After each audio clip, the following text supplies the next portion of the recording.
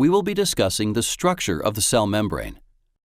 When scientists looked at the selectively permeable cell membrane, they described its structure as a fluid mosaic. You might know that a mosaic is a picture made up of little tiles. Like a mosaic, the cell membrane is made up of different parts as well. The cell membrane has two layers of phospholipids, referred to as a lipid bilayer. The lipid bilayer isn't rigid. The phospholipids in it have the ability to move in a flexible, wave-like motion.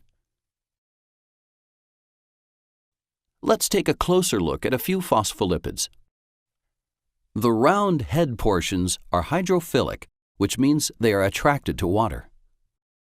Both the extracellular fluid, meaning fluid outside the cell, and the cytoplasm inside the cell are mostly made up of water.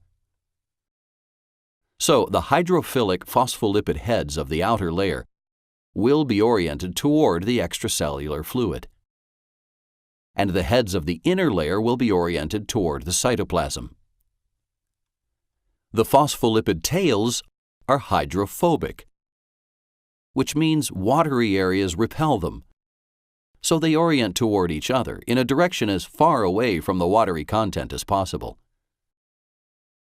There are also scattered proteins embedded in the phospholipid layers, some with carbohydrates attached. So, in the fluid mosaic model, the cell membrane is made up of different parts, and these parts make up a flexible boundary around the cell.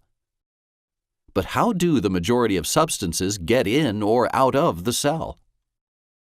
Some molecules seep through the little spaces in between the phospholipids, which make up the majority of the semi-permeable cell membrane. However, other molecules are too big to fit through the cell membrane this way. So, how do these larger molecules pass through the cell membrane? The molecules move through proteins embedded in the cell membrane, either from the extracellular area into the cell or from the intracellular area out of the cell. These substances will move through tunnels made up of these proteins. We'll explore how things move through the cell membrane in greater detail separately.